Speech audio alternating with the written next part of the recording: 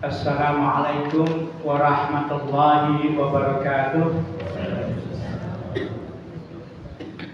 Alhamdulillahirabbil alamin wassalatu wassalamu ala mursalin sayyidina wa maulana Muhammadin wa ala alihi wa ashabihi ajma'in. Amma ba'd. Jamaah Masjid Nurhidayah yang insyaallah dirahmati Allah. Pertama-tama marilah selalu kita panjatkan puja dan puji syukur kita kepada Allah Subhanahu wa taala atas limpahan rahmat dan hidayahnya hingga kita pada sore hari ini masih mendapat kesempatan untuk bertatap muka, bermuajahah dan juga insya Allah menimba ilmu atau talabul ilmi di masjid yang kita cintai ini. Shalawat serta salam semoga senantiasa tercurah pada junjungan kita Rasulullah Muhammad Sallallahu Alaihi Wasallam beserta keluarga beliau, sahabatnya dan pengikutnya yang sudah hingga akhir zaman, yang semoga kita semua termasuk di dalamnya dan dapat syafaat beliau yang akhir nanti. Amin. Bapak Ibu jamaah Masjid Nurhidayah insyaallah dirahmati Allah. Pada kesempatan sore hari ini insyaallah kajian akan disampaikan oleh Ustaz Nur Ihsan Sulfiandoro LC MTHI dengan kitab Usul Salasa. Monggo didengarkan, kita ambil hikmah dan manfaatnya. Dan marilah kita awali dengan berdoa. Bismillahirrahmanirrahim. Raditu billahi rabba wa bil islami dina wa bi Muhammadin nabiyya wa rasula. Rabbi zidni ilma warzuqni fahma. Amin. Selanjutnya waktu dan tempat kami serahkan pada Ustaz.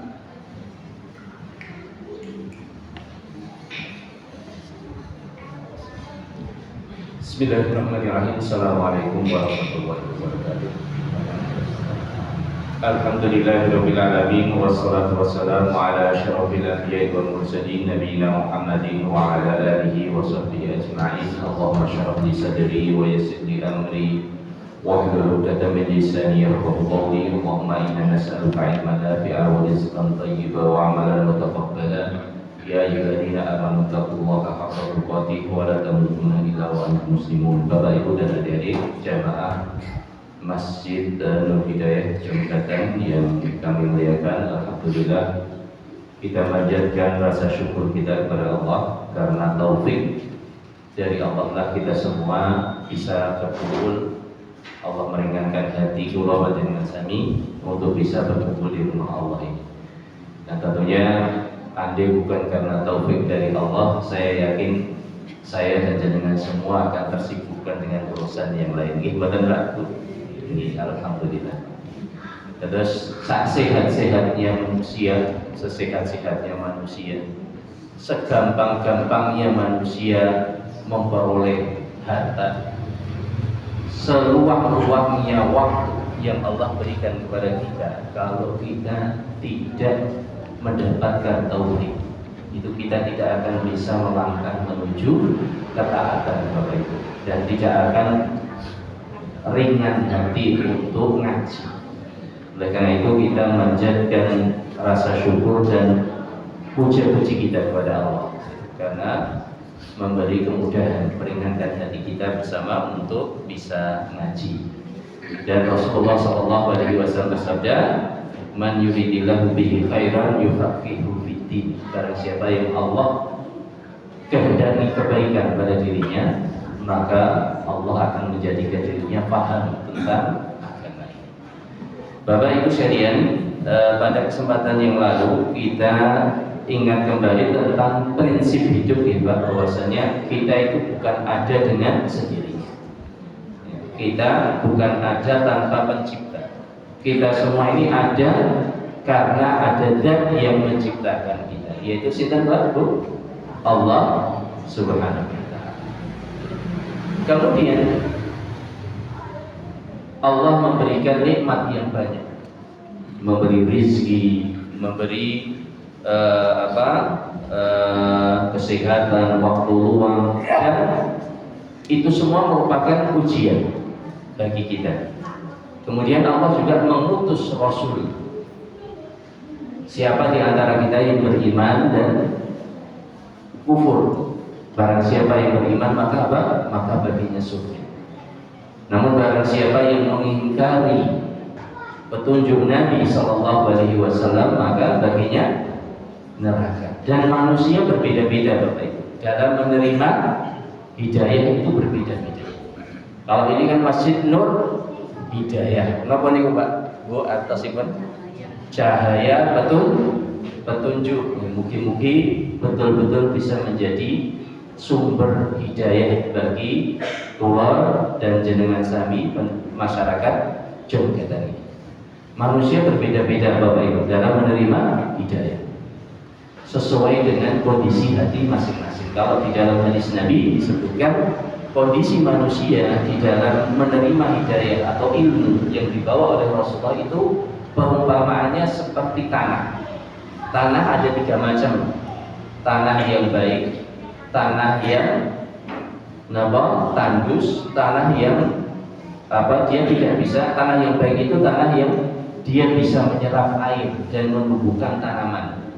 Kata Nabi, maka ma ba'athani Allah bihi minal huda wal ilm kama talil ghaidil kathiri asbab. Perumpamaan hidayah dan petunjuk yang mana Allah mengutusku dengannya. Dengan hidayah itu seperti air hujan yang menyirami bumi. Terus hati-hati kita ini Bapak Ibu ada 3 macam. Hati yang baik seperti tanah yang baik. Dia bisa menyerap air hujan, menumbuhkan tanaman. Kalau hati kita baik, kita ngaji, kita amalkan, kita ajarkan. Tipe hati yang kedua, wa minha ajadi. Amsakatil ma, yang kedua adalah ajadi. Amsakatil ma fa nafa'allahu bihi an-nas fa syaribu wa sabaw. Tipe hati manusia yang kedua atau seperti tanah yang gersang, tanah tandus, seperti tanah kapur Pak, kalau di Gunung Kidul. Di tanah kapur itu bisa tumbuh tanaman betul. Kalau yang kapur, yang murni kapur, dia tidak tumbuh tanaman, tapi onten sendang. Onten apa? Bisa menampung air, sehingga manusia bisa kalau dulu sekarang mungkin sudah ada PDAM ya. Kalau dulu kan mesti masyarakat itu kan ke sendang gitu. Ya di situ ngambil air, dia sapinya minum di situ. Kadang juga diambil untuk masak. Nah, ini perumpamaan yang kedua hati manusia dalam menerima petunjuk. Kemudian seperti tanah yang dia tidak bisa menumbuhkan tanaman, tapi dia bisa menampung air. Dia ngaji. Neng amalnya betul pati, betul pati ngefek. Ilmu itu betul pati melahirkan amal. Ngaji, hafal Quran, apal neng betul pati manfaat. Yang justru mengambil manfaat sih dari orang lain, masyarakat. Nek tiang itu ngertos ilmu agama kan biasanya masyarakat ngaos. Wonten ustaz, hafid, kiai, hafid, murid-muridnya putra-putra kaum muslimin di pondok kan. Tapi tidak semua orang yang berilmu itu amalnya bagus, Pak. Tidak semua termasuk saya di sini, barangkali Bapak Ibu di sini lebih banyak yang ilmunya berkah. Meskipun posisi saya saat ini di hadapan jenengan, yang ngaos, yang ngaji. Tapi belum tentu di sisi Allah derajat saya lebih tinggi dari jenengan semua. Bisa di antara Bapak Ibu ini banyak yang lebih tinggi dari saya. Karena itu tipe hati yang kedua itu hati yang dia bisa menerima ilmu, tapi amalnya tidak terlalu tidak banyak, tidak terlalu mengambil manfaat. Nah, tipe hati yang ketiga itu ada seperti kados tanah yang dia tidak bisa menampung air, juga tidak bisa menumbuhkan tanaman. Ya kalau kita lihat mungkin kalau cor-coran itu atau aspal itu tidak bisa nampung air, juga tidak menumbuhkan tanah. Oleh karena itu mudah-mudahan Bapak Ibu semua, kita semua dijadikan oleh Allah termasuk golongan yang pertama apa yang kedua Pak Bu? Yang pertama, yang kedua nanggung ya. Yang kedua nanggung. Mudah-mudahan kita dijadikan kelompok yang pertama. Bapak Ibu sekalian, belajar apa prinsip hidup yang kedua kemarin. Jadi prinsip itu bahwasanya apa? Kita ini ada bukan dengan sendirinya. Ada yang menciptakan, ada zat yang menciptakan dan ingin menguji kita. Kemudian apa? Kemudian prinsip hidup yang kedua adalah apa? Ketika kita sadar adanya zat yang menciptakan kita dan dia ingin menguji kita, maka perlu kita pahami bahwasanya Allah itu tidak ridho apabila kita mensekutukan Allah dengan suatu apapun dalam hal ibadah. Kalau kita menduakan Allah, itu Allah tidak ridho. Yang menciptakan kita Allah, gitu. Tapi sebagian manusia menduakan Allah dengan egonya. Contohnya pun apa? Tidak mengakui adanya pencipta. Wonten mboten, Pak? Ada. Bahkan ngetren itu apa? Agnostik kalau di kalangan anak muda, tidak mempercayai adanya pencipta. Mengingkari. Maka Allah tidak ridho sendiri. Demikian juga Allah tidak ridho kalau kita duakan dalam zatnya. Kita menduakan Allah dalam zatnya, mengatakan Allah punya anak. Malaikat-malaikat itu adalah putri-putri Allah, sebagaimana ucapan orang-orang kafir Quraisy. Atau namun ini adalah apa? Menduakan Allah dalam zatnya. Atau misalnya apa? Membayangkan zat Allah itu seperti zat makhluk. Ini juga menduakan Allah dalam zatnya. Nun sewu nih Pak, saya ingin tanya kepada jenengan semua. Allah Subhanahu wa taala berfirman di dalam surat Thaha, Ar-Rahmanu 'alal 'arsy istawa. Allah itu beristiwa, berada di atas arsy singgasana Allah. Kemudian di dalam hadis Rasulullah mengatakan bahwasanya Allah di sepertiga malam itu turun ke langit yang paling, ke langit dunia. Allah turun ke langit dunia. Kinten-kinten arsy Gusti Allah kosong mboten. Nah niki pelajaran tauhid iki Pak. Singgasananya Allah kosong mboten. Nah, kalau kita melihat makhluk, nek makhluk niki ten nginggil meja, didukke. Sinten nginggil aten mboten? Mboten aten. Niku nek makhluk. Nek Gusti Allah kados makhluk mboten? Mboten. Pramila ketika Allah berfirman, Allah itu beristiwa. Beristiwa itu berada di atas singgasananya yaitu arsy. Itu kita imani.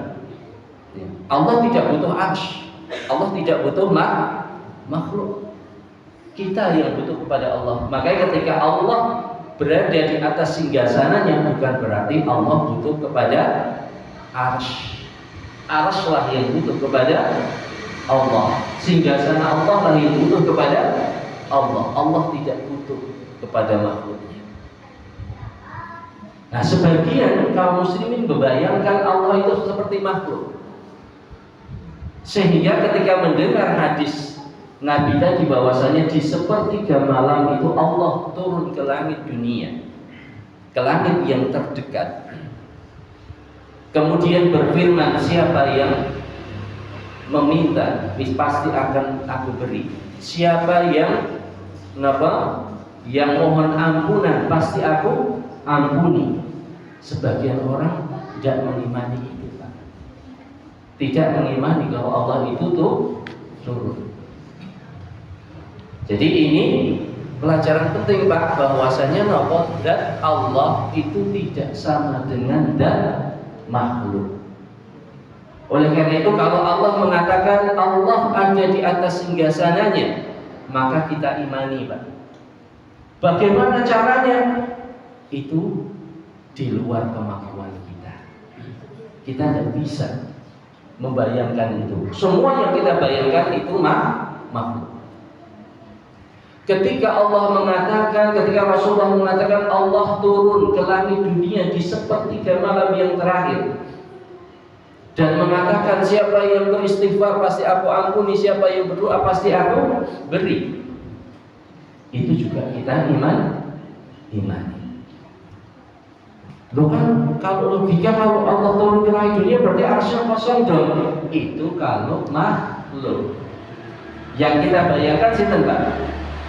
Semua yang kita bayangkan di benak kita itu makhluk. Adapun Allah kita belum pernah melihat zat Allah. Maka Allah itu tidak sama dengan makhluknya. Maka jangan pernah mensekutukan Allah pada zatnya, menyamakan zat Allah dengan zat makhluknya.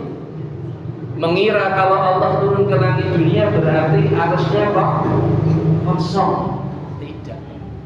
Kita imani mana yang dikabarkan Allah dan Rasulnya, kita imani. Bagaimana caranya? Allah yang maha tahu. Kita makhluk, semua yang ada di benak kita itu apa? Yang kita bayangkan itu semuanya makhluk. Tidak sama dengan Allah Subhanahu wa ta'ala. Oleh karena itu Bapak Ibu sekalian, tadi apa? Allah tidak ridho kalau disekutukan dalam hal apa? Dan satu zatnya, mensekutukan Allah pada zatnya. Contohnya apa? Mengatakan Allah punya anak. Nuwun sewu Pak. Kinten-kinten nek jenengan melihat ada orang yang mengatakan Allah punya anak, kira-kira jenengan hormati atau jenengan napa istilahnya yo ini tidak menunaikan hak Allah? Jenengan ridho sama orang itu apa betul? Kalau ada orang mengatakan Allah punya anak, ridho betul? Betul. Diagung-agungke betul? Betul. Pramila ampun ngantos dicium tangane, Pak. Nggih. Ampun ngantos dicium tangane niki orang yang menghinakan Allah. Mengatakan Allah punya anak. Itu menghina Allah. Maka tidak boleh kita memuliakan orang yang menghina Allah. Menghormati sebagai manusia oke, tidak masalah, sebagai batas kemanusiaan. Tapi tidak perlu kita mengagung-agungkan. Kenapa? Karena dia telah merendahkan dirinya kepada makhluk. Kalau ada orang mengatakan anak Allah punya anak, kira-kira jenengan cium keningnya mboten? Ya, bapaknya pun boten tahu di jenengan nanti Pak Bu mencium kening bapak ibu jenengan nanti dereng nek tesih gesang monggo dicium keningnya sebagai penghormatan wujud sayang kita kepada orang tua kita. Tapi jangan jenengan mencium kening orang yang menghinakan Allah, orang yang merendahkan Allah. Jangan dimuliakan, jangan dilakukan. Termasuk mensekutukan Allah tadi apa? Pada zatnya, yaitu mengatakan Allah punya anak. Termasuk mensekutukan Allah pada zatnya, dengan bayangkan Allah itu zatnya seperti makhluk. Terus napa malih Pak? Gusti Allah menika wong boten ridho nek jenengan mensekutukan Allah dalam hal napa? Perbuatan Allah. Perbuatan Allah niku napa mawon Pak Bu? Contonipun sing paring rezeki kula panjenengan sinten? Gusti Allah. Niku perbuatan Allah. Maka tidak boleh kita punya keyakinan kalau ada raja ini namanya raja apa? Pelancar rezeki. Berarti jenengan telah menduakan Allah, mensekutukan Allah dalam hal apa? Perbuatan. Jangan sampai kita minta kelancaran rezeki sama orang pinter. Orang pinter apa orang bodoh, Pak? Ya. Jangan sampai kita pergi ke orang di sana ada misalnya apa? Punya orang yang punya kesaktian bisa memperlancar rezeki. Itu artinya jenengan menduakan Allah dalam hal apa? Perbuatan Allah. Contoh sanesipun jenengan ada orang yang saya jenengan misalnya ada hajatan, ada orang mau hajatan, pergi ke pawang hujan, Pak nyuwun tulung napa udane ampun ngantos ngepasi napa hajatan kula. Mensekutukan Gusti Allah mboten? Mensekutukan Allah dalam hal apa, Pak? Perbuatan Allah, mengatur hujan, mengatur alam semesta. Itu adalah perbuatan Allah. Maka tidak boleh kita menyandarkan perbuatan Allah itu kepada selain Allah. Menyandarkan pengaturan hujan kepada pawang hujan, itu namanya mensekutukan Allah dalam hal apa? Perbuatan Allah. Napa meneh Pak sebutan bareng mensekutukan Allah dalam hal sifatnya. Dalam hal sifatnya. Contohipun wow, kita sudah membahas Pak bahwasanya Allah sebagaimana dalam hadis disebutkan Allah itu sepertiga malam turun ke langit dunia. Itu sifat apa? Perbuatan turun ke langit dunia. Nek jenengan bayangke turunnya Allah itu seperti turunnya makhluk, berarti menduakan Allah, mensekutukan Allah dalam hal apa? Sifat Allah. Contoh sanesipun sing mengetahui perkara sing gaib niku sinten?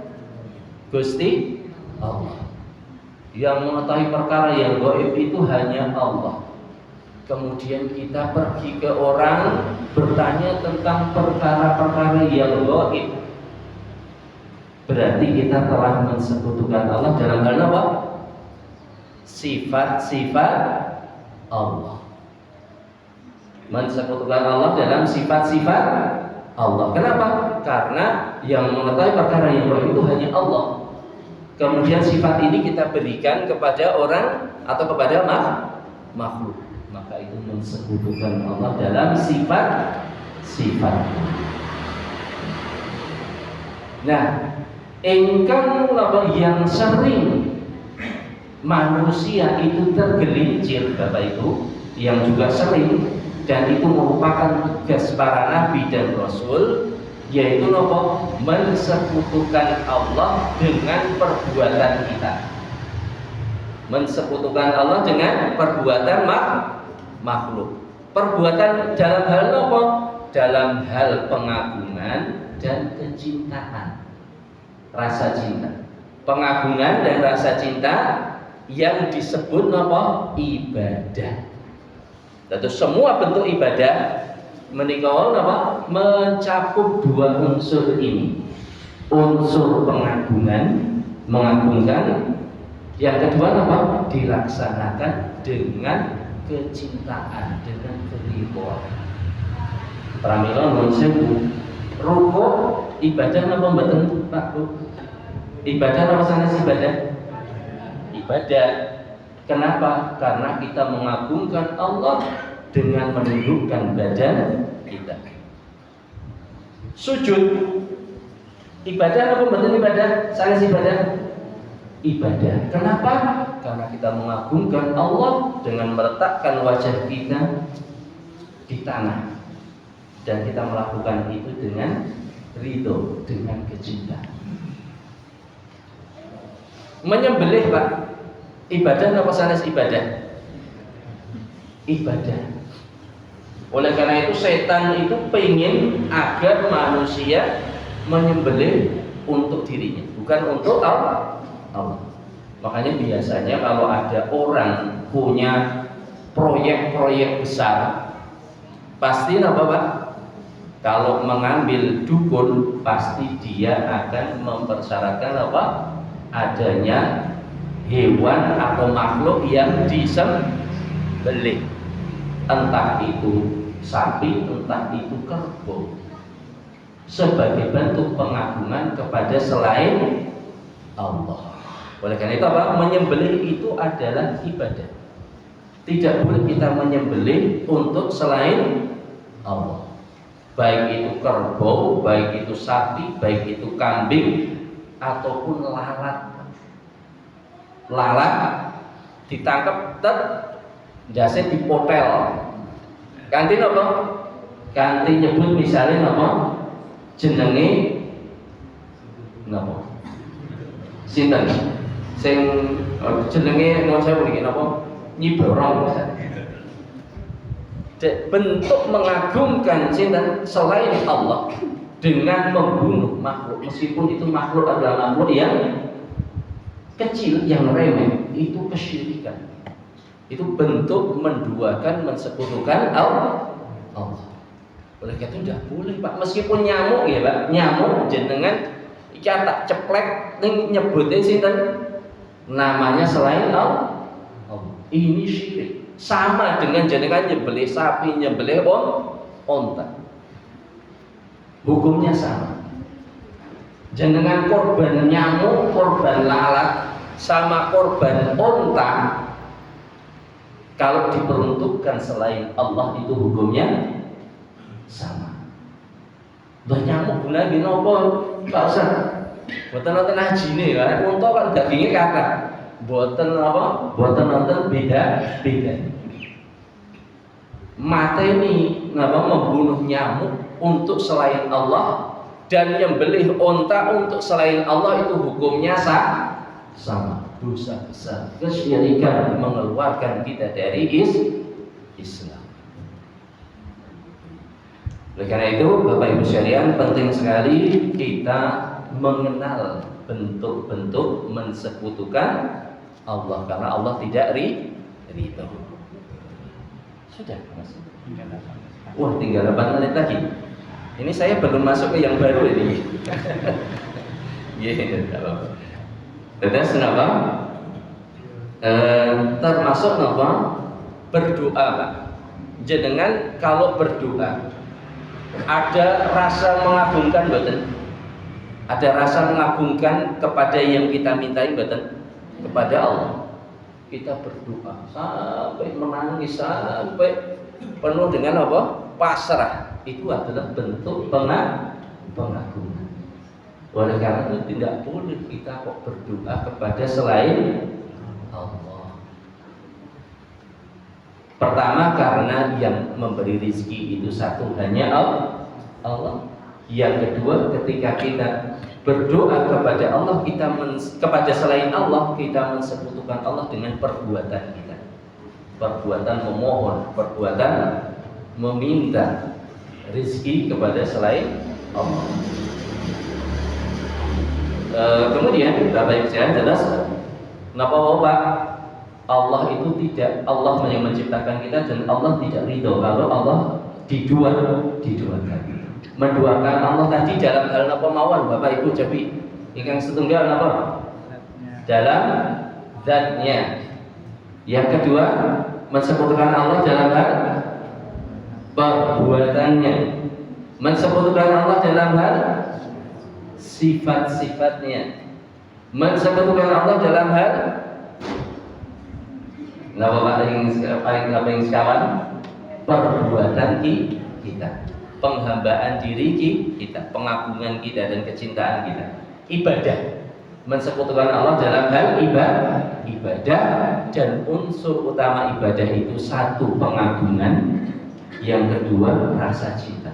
Kita melakukan perbuatan itu bukan terpaksa, tapi kita dengan keridhaan dan rasa cinta. Nah, yang kelima Pak, tapi ini mungkin kasusnya tidak mungkin tidak banyak contohnya. Mensekutukan Allah dalam nama-namanya. Kalau di kita mungkin apa ya kasusnya, mungkin saya agak kesulitan nyari contoh. Tapi kalau di orang dahulu, di orang-orang musyrik Quraisy, mereka mengambil nama perempuan dari nama Allah. Kemudian apa? Kalau itu apa? Kata ini disifati dengan kata laki-laki. Kemudian dicari padanannya. Allata, al-ilah, allata. Jadi kalau ada muslim, ada muslimah. Muslim itu laki-laki, muslimah perempuan. Al-ilah itu hukum katanya laki-laki. Dicari yang semisal ini allata. Bentuk perempuan dari al-ilah kemudian digunakan untuk menamai patung. Nah, ini salah satu bentuk mensekutukan Allah dalam apa? Nama. Sudah apa? Cukup. Masih? Iya. Boleh bertanya? Oh iya, silakan. Iya, silakan. Kalau bilang. Kaitannya dengan sifat Allah yang menurunkan rezeki itu. Iya. Berupa hujan, berupa hujan ya. Iya. Sekarang kan ada teknologi rekayasa kan? Iya. Ada istilahnya teknologi untuk membuat hujan, Iya. atau teknologi bisa musim hujan tapi hujannya tuh nggak bisa dipecahkan gitu. Iya. Itu bertentangan dengan ini nggak? Kalau hujan buatan itu jenengan diiringi pengagungan kepada selain Allah enggak? Mengagungkan selain Allah buatan? Atau ada sebab akibat? Ada ilmu sebab akibat, kemudian tetap apa?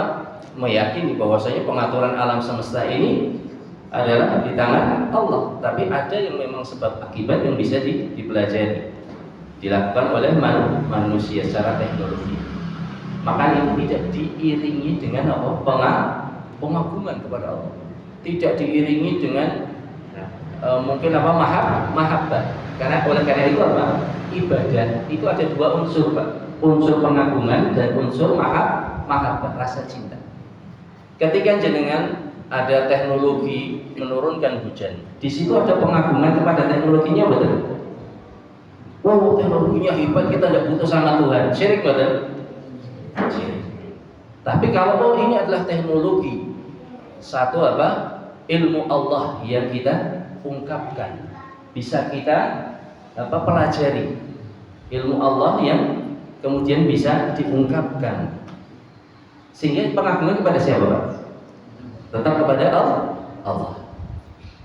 Maka kalau demikian itu bukan syirik. Bukan syirik. Tapi sekarang masalahnya ketika ada orang pergi ke pawang hujan, itu yang diagungkan sinten? Pawangnya atau yang bantu dia. Makanya nanti ada syubhat, Pak. Ada kesamaran. Pawang itu kan cuma sebab. Kita tetap meyakini yang menurunkan hujan adalah Allah. Nah, kalau yang menurunkan hujan Allah, ngapain pergi ke pawang? Langsung minta sama Allah. Itu bedanya teknologi dengan pergi ke pawang hujan. Karena kalau jenengan pergi ke pawang hujan, itu pasti ada unsur pengagungan kepada selain Allah. Kalau jenengan ke teknologi, jangan bisa menggunakan logika kita. Ya. Oh, ini adalah ilmu Allah diungkap dengan saintik, sehingga bisa seperti ini. Yang diagungkan tetap Allah. Jadi beda, ya. Bisa dipahami ya? Beda. Baik, mungkin ada pertanyaan lagi, Bapak, sebelum selesai kita akhiri. Sudah habis ya? Tinggal 2 menit. Oh, tinggal 2 menit. Moga kalau ada yang lain, pertanyaan yang lain. Mungkin nambahkan pertanyaan tentang tadi pawang hujan. Kalau kita minta doa ke Pak Kiai semua, karena mungkin anaknya mau ujian atau tes kerja itu hukumnya. Kalau kita minta doa kepada Pak Kiai, Pak Kiai berdoanya kepada siapa Pak? Kepada Allah. Berarti yang kita agungkan siapa? Allah. Tapi nek jenengan punya keyakinan kalau doa saya tidak mandi, saya ke Pak Kiai. Karena Pak Kiai doanya mandi. Ini bermasalah benar? Bermasalah. Karena jenengan sudah mengagungkan Pak Kiai. Tapi kalau sekedar mudah-mudahan Pak Kiai ini apa? Ya insya Allah orang yang lebih baik dari kita minta bantuannya yang seperti ini tidak masalah. Pandangan kita tetap dia adalah hamba Allah tanpa diiringi pengagungan. Tapi kalau sudah saya ini tidak pantas ya, saya butuh perantara dengan Allah, maka ini sudah ada rasa pengagungan. Kalaupun bukan syirik besar, itu sudah tangga menuju kesyirikan. Tangga menuju kesyirikan. Demikian Bapak Ibu sekalian, mudah-mudahan bisa bermanfaat untuk diri saya sendiri dan jenengan semua. Insyaallah kita lanjutkan pada 2 pekan mendatang. Wallahu taala a'lam. Subhanallahumma bihamdik, asyhadu an la ilaha illa anta, astaghfiruka wa atubu ilaik. Assalamualaikum warahmatullahi wabarakatuh.